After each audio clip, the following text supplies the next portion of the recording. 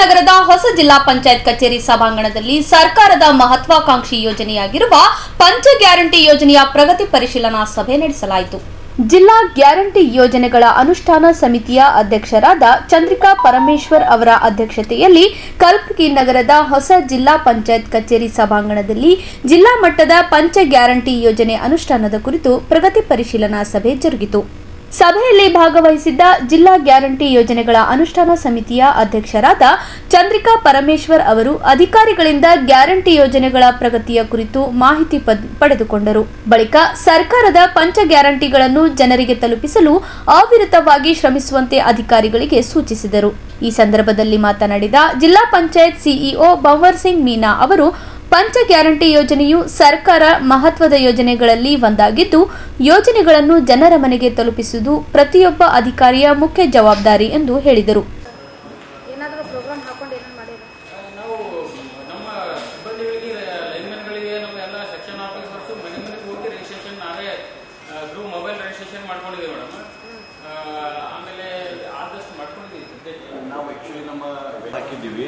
And ನಮ್ಮ ಪ್ರತಿಯೊಂದು ಹಳ್ಳಿಯಲ್ಲಿ ಬಿಲ್ ಕಲೆಕ್ಟರ್ ಇರ್ತಾರೆ ಮೇಡಮ್, ಲೈನ್ಮೆನ್ಸ್ ಇರ್ತಾರೆ. ಅವ್ರ ಮೊಬೈಲ್ನಿಂದ ರಿಜಿಸ್ಟ್ರೇಷನ್ ಮನೆಗೆ ಹೋಗಿ ಮಾಡಿಸಿದೀವಿ ನಾವು.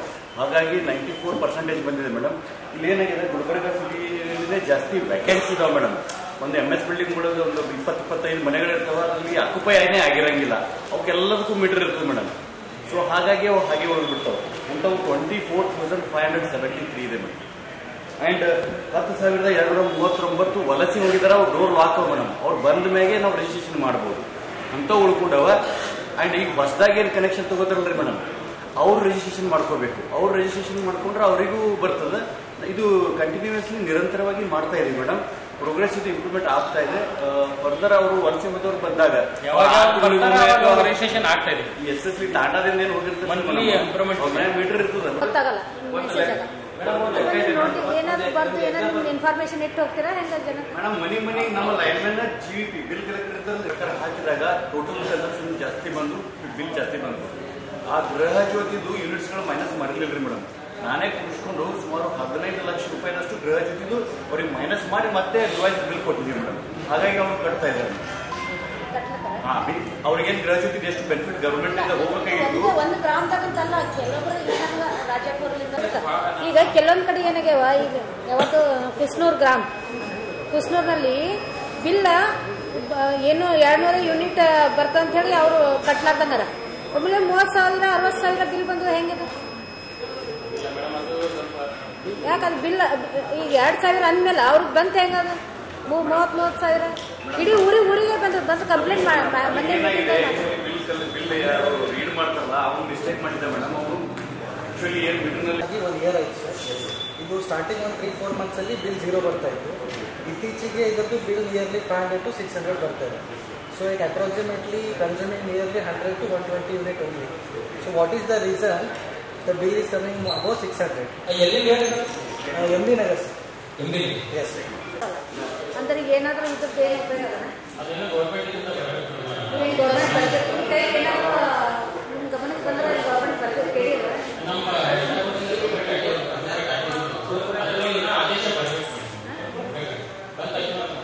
ಈಗ ಸಂಸ್ಥೆಗಳು SC ಸಂಸ್ಥೆಗಳು ಇರ್ಬೋದು ಅಥವಾ ಬಡವರ ಸಂಸ್ಥೆಗಳು ಇರ್ಬೋದು, ಸ್ಕೂಲ್ ನಡೆಸ್ತಾ ಇದ್ದಾರೆ ಅಂಥವ್ರನ್ನೆಲ್ಲ ಈಗ ಈ ಗೃಹ ಜ್ಯೋತಿ ಅಂತೇಳಿ ಎಲ್ಲ ಮನೆ ಮಾಡಿದೆ. ಇವೆಲ್ಲ ಆ ಸಂಸ್ಥೆಗಳಿಗೆ ಅದಕ್ಕೆ ಏನಾದರೂ ಅದು ಇತ್ತಂದ್ರೆ ನೀವು ಒಂದು ಸರ್ಕಾರಕ್ಕೆ ಬರೀರಿ. ಅದಕ್ಕೆ ಮಾಹಿತಿ ಕೊಟ್ಟಿರಿ. ಯಾರು ಮಾಹಿತಿ ಇದ್ರೆ ನಾನು ಲೆಟರ್ ಬರ್ದಿದ್ರೆ ಲೆಟರ್ ಕಾಪಿ ಕೊಡಿ.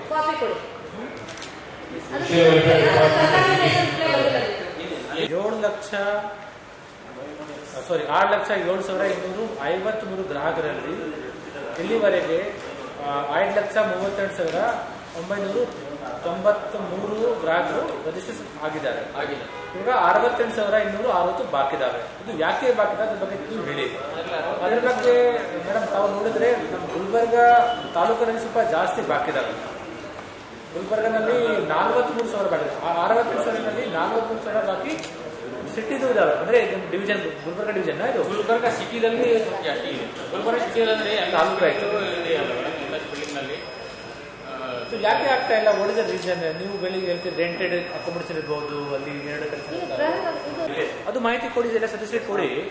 ಮತ್ತೊಂದು ಜಾಸ್ತಿ ಪೆಂಡೆನ್ಸ್ ಇರೋದೇ ಕಡೆ ಸ್ವಲ್ಪ ಕ್ಯಾಂಪ್ ಮಾಡಿ, ಅರ್ಥ ಆಯ್ತಾ? ಕ್ಯಾಂಪ್ ಮಾಡಿ ಮತ್ತು ಕ್ಯಾಂಪ್ ಚಾಲನೆ ನೀವು ಮೇಡಮ್ ಮುಖಾಂತರ ಮಾಡಿಸಿ. ಪೆಂಡೆನ್ಸಿ ನೋಡಿ ಸರ್, ನಮ್ದು 68,000 ಕರೆಕ್ಟ್. ಅದರಲ್ಲಿ ಸಿಟಿನಲ್ಲಿ ಕೂಡ ವಾರ್ಡ್ ಪ್ರಕಾರ ಮಾಹಿತಿ ಆಯ್ತು. ಒಂದು ಕ್ಯಾಂಪ್ ಮಾಡಿ, ಅವೇರ್ನೆಸ್ ಕ್ಯಾಂಪ್ ಸ್ಟಾರ್ಟ್ ಮಾಡಿ.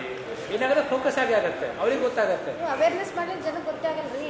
ಸಭೆಯಲ್ಲಿ ಪಂಚ ಗ್ಯಾರಂಟಿ ಯೋಜನೆ ಜಿಲ್ಲಾ ಹಾಗೂ ತಾಲೂಕು ಮಟ್ಟದ ಅಧಿಕಾರಿಗಳು ಭಾಗವಹಿಸಿದ್ದರು.